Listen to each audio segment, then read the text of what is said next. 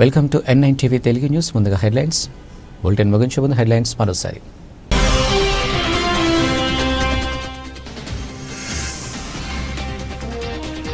మంత్రి నారాయణ అధ్యక్షతన పెద్దాపురం ఎమ్మెల్యే నిమ్మకాయల చినరాజప్ప నివాసం వద్ద ప్రారంభమైంది జిల్లా సమన్వయ కమిటీ సమావేశం.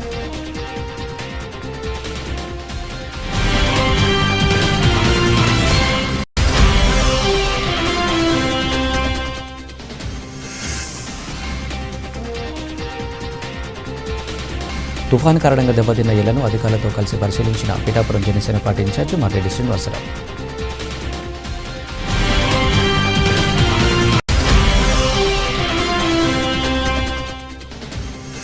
ప్రభుత్వ ఉన్నత పాఠశాల నందు 8వ రాష్ట్ర స్థాయి బాక్సింగ్ ఛాంపియన్షిప్ ప్రారంభించిన Pithapuram Janasena party incharge Marreddy Srinivasarao.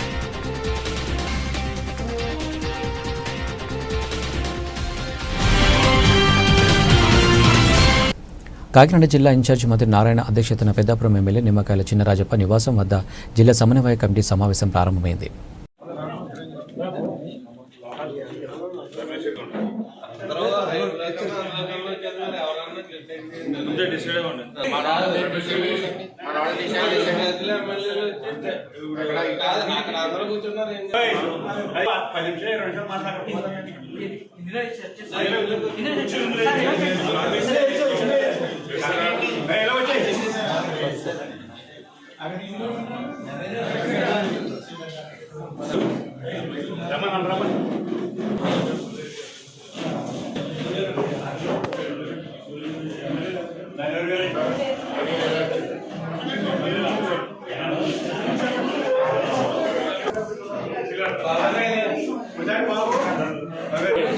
Deputy mayor అండి మాజీ సత్యబాబు.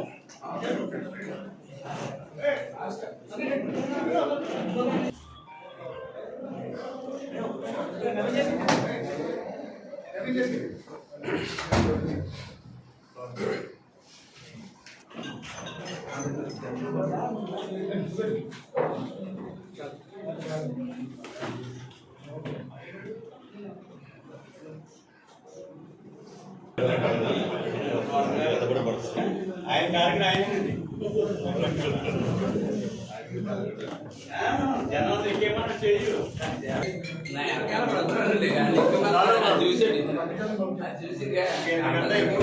ఫోటోలు గట్టిగా పడతాయి. చూడు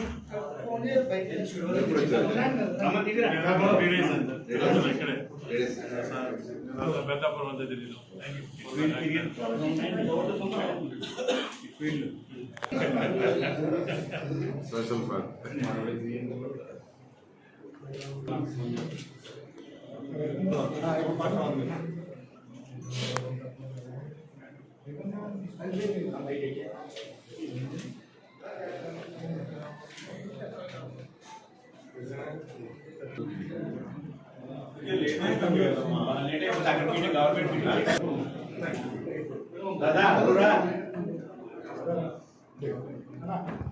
కొత్తపల్లి మండలం కోనాపపేటలో తుఫాన్ కారణంగా దెబ్బతిన్న ఇళ్లను అధికారులతో కలిసి పరిశీలించిన పిఠాపురం జనసేన పార్టీ ఇన్ఛార్జ్ మర్రెడ్డి శ్రీనివాసరావు గారు. ఈ కార్యక్రమంలో జనసేన నాయకులు, కార్యకర్తలు, వీర మహిళలు పాల్గొన్నారు. పిఠాపురం టౌన్ ఉప్పాడ సెంటర్ వద్ద ఉన్న RRR-BHR ప్రభుత్వ ఉన్నత పాఠశాల నందు 8వ రాష్ట్ర స్థాయి బాక్సింగ్ ఛాంపియన్షిప్ ప్రారంభించిన పిఠాపురం జనసేన పార్టీ ఇన్ఛార్జ్ మర్రెడ్డి శ్రీనివాసరావు గారి కార్యక్రమంలో జనసేన నాయకులు, జన సైనికులు, వీర మహిళలు పాల్గొన్నారు.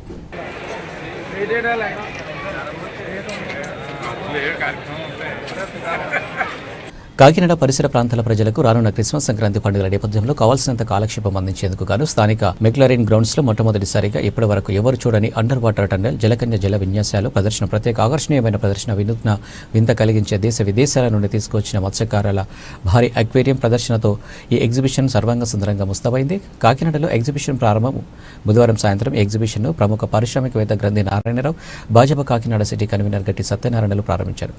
ఎగ్జిబిషన్ గేటు సొరచేప ఆకారంలో వెళ్లేందుకు మార్గంగా తీర్చిదిద్దారు. ఆహ్లాదకరమైన అరుదైన ఆధునిక రీతిలో రూపొందించారన్నారు. కాకినాడ నగర పరిసర ప్రాంతాలకు చెందిన ప్రజలు పండుగ రోజుల్లో ఎగ్జిబిషన్ను తిలకించాలని బాబ్జీ కోరారు. ఈ కార్యక్రమంలో నాయకులు బచ్చు శేఖర్, బొబిలి గోవిందు, చింత కామేష్, నేమాని సత్యనారాయణ, దవులూరు భద్రరావు తదితరులు పాల్గొన్నారు. వేదికను అలంకరించిన పెద్దలందరికీ కూడా ముందుగా నా యొక్క అభినందనలు. అలాగే ఈ ఎగ్జిబిషన్ ఏర్పాటు చేసినటువంటి పెద్దలందరికీ కూడా ముందుగా అభినందనలు తెలియపరచాలి. ఇంకేంటంటే ఇప్పుడే అందరూ కూడా లోపలికి వెళ్ళి మీతో సహా చూడడం జరిగింది. ఇలాంటి ఎగ్జిబిషను నాకు తెలిసుండగా కాకినాడలో ఇంత అందంగా ఎప్పుడు తయారు చేసి ఉండలేదు. చాలా బాగుంది. దీన్ని కాకినాడ ప్రజలందరూ కూడా సద్వినియోగం చేసుకోవాలని ప్రజలందరికీ తెలియపరిచే విధంగా మీ ఛానల్స్ అన్ని పూర్తిగా సపోర్ట్ చేయాలని చెప్పి మనస్ఫూర్తిగా కోరుకుంటున్నాం. ఇంకేదంటే చాలా ఖర్చుతోటి శ్రమతోటి కూడుకున్నటువంటి ఎగ్జిబిషన్ ఇది. దీన్ని సక్సెస్ అయితే ఇలాంటి మరికొన్ని మన కాకినాడలో రావడానికి అవకాశం ఉంటుంది అనేటువంటి నా అభిప్రాయం. తప్పకుండా మీరందరూ పూర్తిగా సపోర్ట్ చేసి ఎగ్జిబిషన్ని సక్సెస్ చేయాలని చెప్పి మనస్ఫూర్తిగా కోరుకుంటూ సెలవు తీసుకుంటాం. అంతేనా? ముందుగా ఈ వేదిక పెద్దలకి పేరు పేరు నమస్కారాలు. నిజానికి అసలు ఈ ఎగ్జిబిషన్ స్టార్ట్ చేసిన నేను మనస్ఫూర్తిగా భద్రరావు గారికి, మన శ్రీనివాస్ గారికి అభినందన తెలియపరచాలి. కాకినాడలో కానీ ఈ చుట్టుపక్కల ఎప్పుడూ కూడా ఇలాంటి ఎగ్జిబిషన్ నేను చూడలేదు. సో ఈ ఎగ్జిబిషన్ పేరు కూడా అండర్ వాటర్ టన్నెల్ జలకన్య. నిజంగా లోపలికి వెళ్ళి చూసి వచ్చాం. నిజంగా చూస్తుంటే ఒక అండర్ వాటర్ వెళ్ళడానికి మా ఫీలింగ్ వచ్చింది. మా సినిమాలో చూసాం మేము జలకన్య, ఎప్పుడు కూడా ఏదో సినిమాలో చూసాం.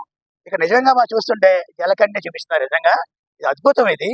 సో ఇది ఈ ఎగ్జిబిషన్స్ అంటే చాలా మందికి ఏమవుతుందంటే ఒక నాలెడ్జ్, చాలా మంది ఎగ్జిబిషన్ నాలెడ్జ్ అనమాట. నిజంగా నాలెడ్జ్ ఇది కనిపిస్తుంది కదా. ఇది పిల్లలు బాగా ఉపయోగించుకోవాలి. రానున్న కాలంలో ఇదేంటంటే వచ్చే పండుగ అంతా సంక్రాంతి పిల్లలకి హాలిడే వస్తాయి. సో కాకినాడలో ప్రజలు చుట్టుపక్కల, కాకినాడలోనే కాకుండా చుట్టుపక్కల ప్రజలు కూడా వచ్చి దీన్ని ఆస్వాదించాలి. చూస్తే ఇది ఎగ్జిబిషన్ కండక్టర్సే కాకుండా అందరికీ మనకు ఉపయోగపడుతుంది. సో ఇలాంటి కార్యక్రమం చేయాలంటే మనందరం కూడా ఆయన సపోర్ట్ చేయాలి. ముఖ్యంగా మీ మీడియా మిత్రులందరూ కూడా దీన్ని బాగా ప్రమోట్ చేస్తే లాభం ఆయనకు కాదు, మన ప్రజలకి, కాకినాడ వాస్తవులకి, చుట్టుపక్కల గ్రామాలకు ఉపయోగపడుతుంది. మరీ ముఖ్యంగా స్కూలు, కాలేజీ పిల్లలకి చెప్తే చాలా బాగుంటుంది. ఈ విషయంలో మీరు బాగా కృషి చేయాలని నేను మనస్ఫూర్తిగా మేము కోరుకుంటున్నాను. నేను ఇలాంటి కార్యక్రమం చేయాలని ఎంతో బాధ్యతగా చెప్పారు. ఇది డబ్బుతో కూడిన పని. ఆయన డబ్బులు లెక్క చేయకుండా ఇంత ఖర్చు ఎక్కడ ఆలోచించలేదు. చూస్తే వండర్ఫుల్. నిజంగా మేము లోపలికి ఎంటర్ అవగానే ఎక్కడో ఉన్న ఫీలింగ్ మాకు క్రియేట్ చేశారు. అంతా ఎయిర్ కండిషనింగ్, తర్వాత వాతావరణం చూస్తే అంత ఆహ్లాదకరంగా ఉంది. ఇలాంటి మంచి వాతావరణం చేసుకుంటూ ఈ కార్యక్రమం నిలబెట్టి చేసేందుకు నేను కాకినాడ తరపున, మా బీజేపీ తరపున కూడా నేను మరొకసారి మా ఈ శ్రీనివాస్ గారికి, భద్రరావు గారికి అభినందిస్తూ నేను మనస్ఫూర్తిగా ఇలాంటి కార్యక్రమం ఇంకా ముందు చేయాలని మా వంతు మీకు మరొకసారి సపోర్ట్ చేద్దామని హామీ చేసుకుంటూ ధన్యవాదాలు చెప్పుకుంటాను. Thank you very much.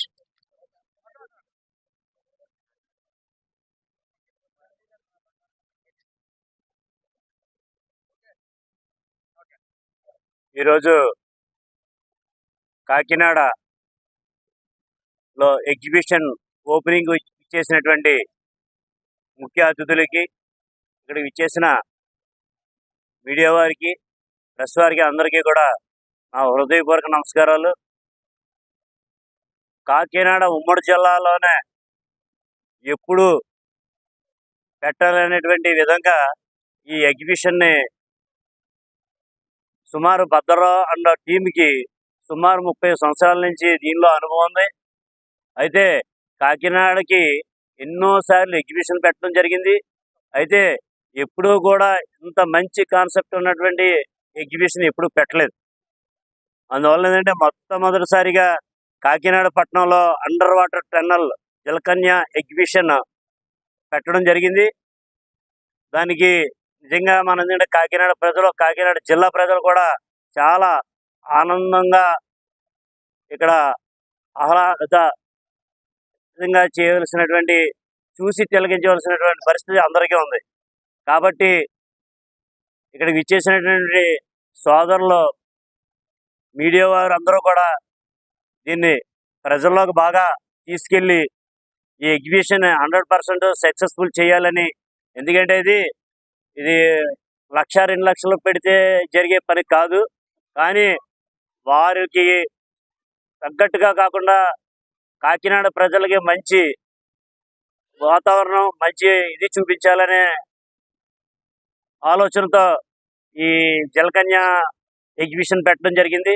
కాబట్టి మీ యొక్క సహాయ మెయిన్ మీడియాలో ప్రజలందరికీ తెలిసే విధంగా మీ అందరూ కూడా పబ్లిసిటీ బాగా చేయాలని మీ అందరినీ మనస్ఫూర్తిగా కోరుకుంటూ ఆ, సెలవు తీసుకో. అందరికీ నమస్కారాలు. ఎలక్ట్రానిక్ మీడియా ప్రింట్ మీడియా వారికి కాకినాడ జిల్లాలో మొట్టమొదటిసారిగా ఈ ఎగ్జిబిషన్ పెట్టడం జరిగింది.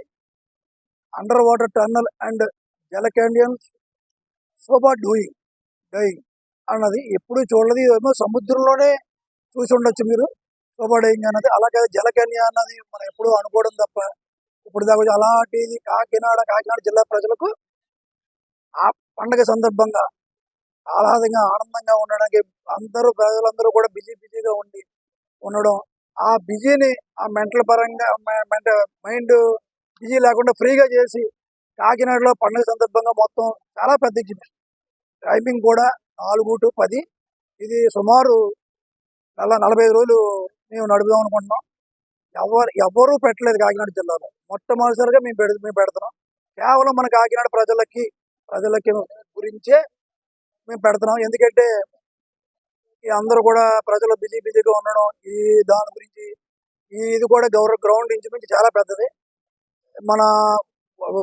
మన కాకినాడ ప్రజలు ప్లస్ చుట్టాలు వాళ్ళ బంధువులు అందరూ వస్తారు కాబట్టి వాళ్ళకి కూడా కాకినాడలో ఏమున్నది, బీచే ఇంకేమున్నది అనుకోకుండా ఎగ్జిబిషన్ మంచిది ఉన్నది, దానికి వెళ్ళాలి అన్న టైప్ వాళ్ళు అనుకునేలాగా మేము పెట్టాం. కావున తమరందరూ సందర్శించి మమ్మల్ని జయప్రదం చేసి పోవచ్చు.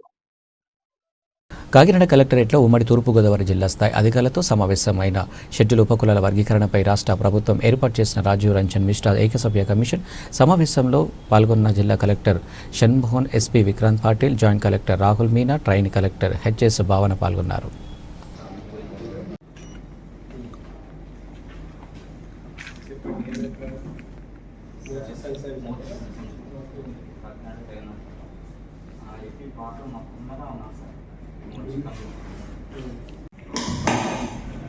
మా తాతల తండ్రుల కాడి నుంచి కూడా మేము నిరస్తమైనటువంటి కుటుంబంలో ఉన్నాము. ప్రభుత్వం కల్పించినటువంటి ప్రయోజనాలని మేము తిన్నామండి. 84 కాడి నుంచి ఆన్లైన్లో తప్పించే కాడి నుంచి సమస్యలు ఎదురైపోయాయి సార్. అప్పటి నుండి కూడా పిల్లలు చదివించుకోలేకపోతున్నాం. When there is a community which has only 2-3 people also ends. Coming to geographical distribution, mostly the population is spread across the mandals. There is not a pattern. There is no pattern that we observe. Maybe at the larger towns, maybe we find the Madhya community largely towards Amlapuram, Kolasam areas. And apart from that, we don't have any major patterns. As we all know, historically SC communities have faced challenges in education, but there have been significant improvements in the recent years due to government initiatives aimed at enhancing educational access and literacy among SC populations. Coming to employment patterns, many individuals from SC communities rely on agricultural labor, daily wage work, and other informal sector jobs. Over time, there has been a gradual movement towards self-employment and participation in various government employment opportunities. Education, collegiate education, commissioner, technical education, etc., all the things. And then that is where I will like to hear from the DEO, because DEO will be very important. You also have lots of employees, so that becomes very important.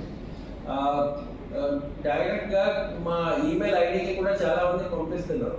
I think this one-man commission email ID. Some colleges are directly also sent to have a meeting with these colleges and all and universities, so that we can get kind of consolidated picture. So this is very important. Then another aspect is political representation.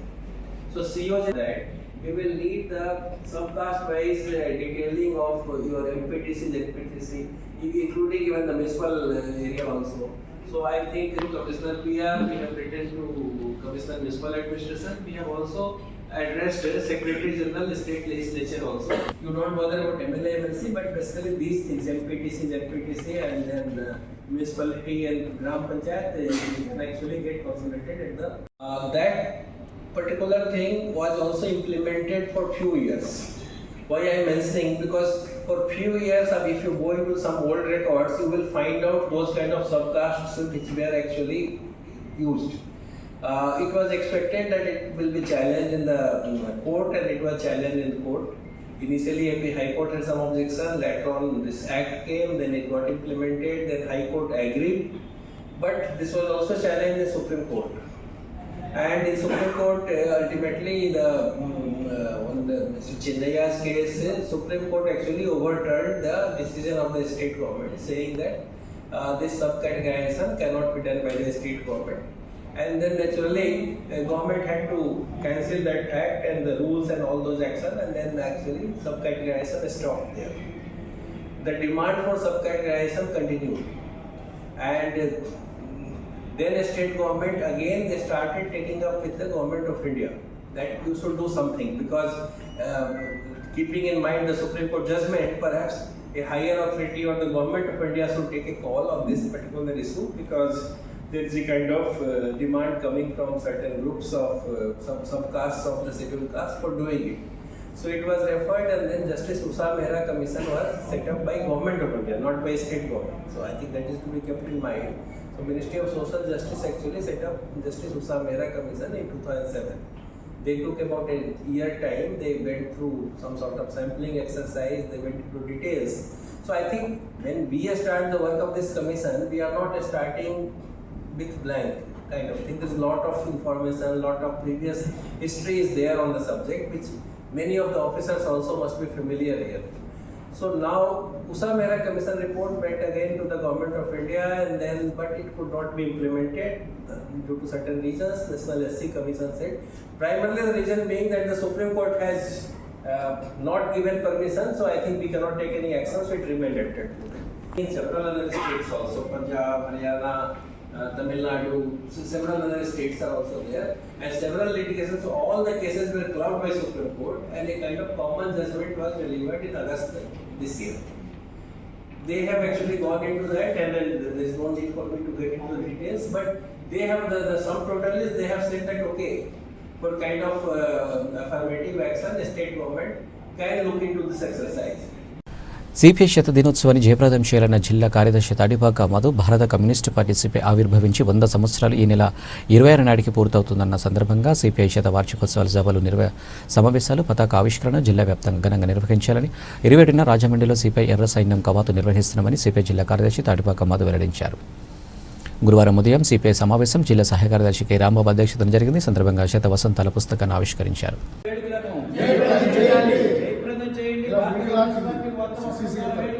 జయప్రదం చేయండి 27వ తారీఖు జరిగే బహిరంగ సభను. జయప్రదం చేయండి 27వ తారీఖు భారత కమ్యూనిస్ట్ పార్టీ రెడ్డ కవాతును, రెడ్డ సైన్యం కవాతును, భారత కమ్యూనిస్ట్ పార్టీ 100 వసంతాల వేడుకలను. సిపిఐ ఏర్పడి డిసెంబర్ 26తో 100 సంవత్సరాలుగా అడుగుపెడుతున్నాం.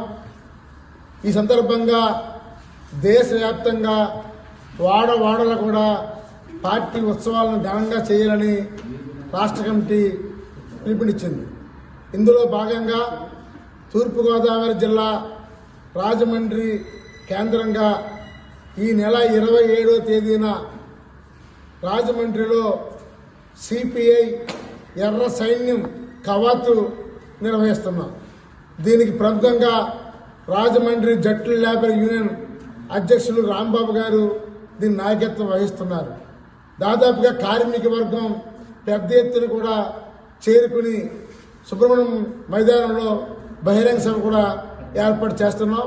అందులో భాగంగా ఈరోజు సిపిఐ రాజమండ్రి నగర కమిటీ కొండలరావు గారి నాయకత్వంలో ఈరోజు సమావేశం జరిగింది. ఈ సమావేశం నిర్ణయం ఏంటంటే ఈ రాజమండ్రిలో ఉన్న విద్యార్థులు, యువజనులు, కార్మికులు, మహిళలు అన్ని వర్గాల వారు కూడా 27వ తేదీ శుక్రవారం మధ్యాహ్నం 2 గంటలకు సిపిఐ కార్యాలయానికి చేరుకోవాలని కోరుతున్నాం. అక్కడి నుంచి ర్యాలీగా సుబ్రహ్మణ్య మైదానం వద్ద భారీ బహిరంగ సభ ఏర్పరుస్తున్నాం. కావున రాజమండ్రి అంటే మీకు తెలుసు, ఒకప్పుడు కమ్యూనిస్ట్ పార్టీ పితామహులు సిపిఐ సీనియర్ నాయకులు చిట్టూరి ప్రభాకర్ చౌదరి గారు పుట్టిన గడ్డ. ఇక్కడ 2 సార్లు ఎమ్మెల్యే గెలిచారు. ఆయన ఏర్పడిన జట్ల సంఘం ఈరోజు కీలక క్రియాశీల పాత్ర పోషిస్తుంది. కాబట్టి ఈ రాజమండ్రి ఉన్న ప్రముఖులందరూ కూడా ఈ కార్యక్రమాన్ని విజయవంతం చేయాలని కోరుతున్నాం. పార్వతీపురం మన్యం జిల్లా కురుపాలం మండలం కేంద్రంలో ఉన్న జిల్లా పరిషత్ ఉన్నత పాఠశాలలో ప్రభుత్వ విప్ కురుపాం ఎమ్మెల్యే శ్రీమతి తోయక జగదీశ్వరి గురువారం నాడు నూతన భవనాన్ని ప్రారంభించారు. ఎమ్మెల్యే గారు మాట్లాడుతూ కూటమి ప్రభుత్వం రాష్ట్రంలో విద్యకు పెద్దపీట వేస్తుందని, కార్పొరేట్ సంస్థలు ధీటుగా ఉన్నతమైన విద్యను అందించాలని ఉద్దేశంతో అదనపు భవనాలను నిర్మించి ప్రభుత్వ విద్యా సంస్థలు విద్యార్థులకు విద్యను అందిస్తుందని కొనియాడారు. ఈ కార్యక్రమంలో ఎంపీడీఓ ఉమామహేశ్వరి, ప్రధానోపాధ్యాయులు Thota Shankarrao, SMC chairman S Sudharani, మండల పార్టీ అధ్యక్షులు కలిసేటి కొండయ్య, జనసేన నియోజకవర్గ సమన్వయకర్త కడ్రగ కుమార్, నాయకులు రమణమూర్తి, వెంపటారావు, భారతి, వంశీ, రామకృష్ణ, పాఠశాల సిబ్బంది, సచివాలయ సిబ్బంది మరియు మండల స్థాయి అధికారులు, కూటమి నాయకులు, కార్యకర్తలు పాల్గొన్నారు.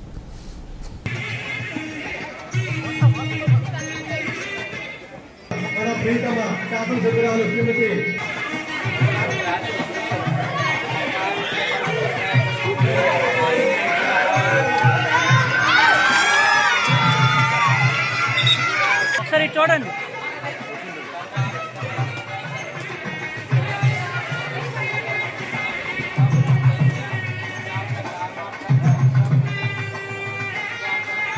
మేడం ఒకసారి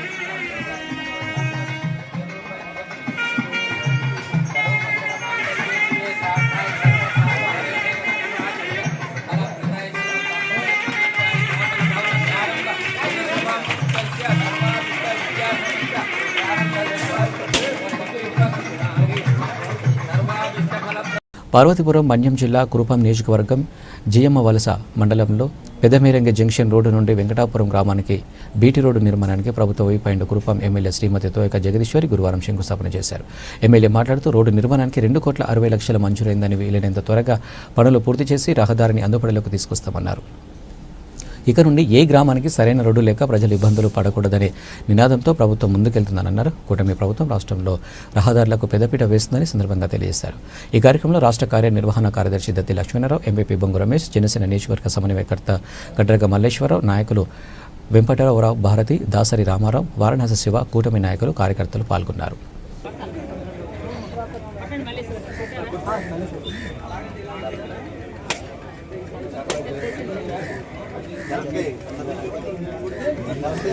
పంతులు గారు కొంచెం వెనక్కి పంతులు గారు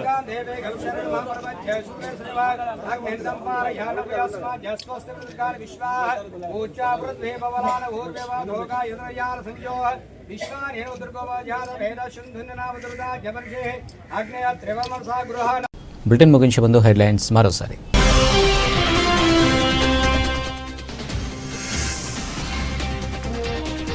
మంత్రి నారాయణ అధ్యక్షతన పెద్దాపురం ఎమ్మెల్యే నిమ్మకాయల చిన్నరాజప్ప నివాసం వద్ద ప్రారంభమైంది జిల్లా సమన్వయ కమిటీ సమావేశం.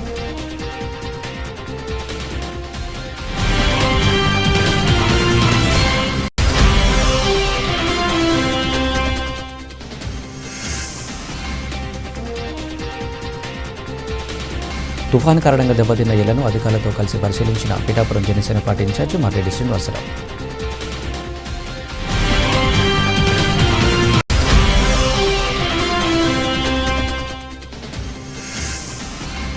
ప్రభుత్వ ఉన్నత పాఠశాల నందు 8వ రాష్ట్ర స్థాయి బాక్సింగ్ ఛాంపియన్షిప్ ప్రారంభించిన పిఠాపురం జనసేన పార్టీ ఇన్ఛార్జి మర్రెడ్డి శ్రీనివాసరావు.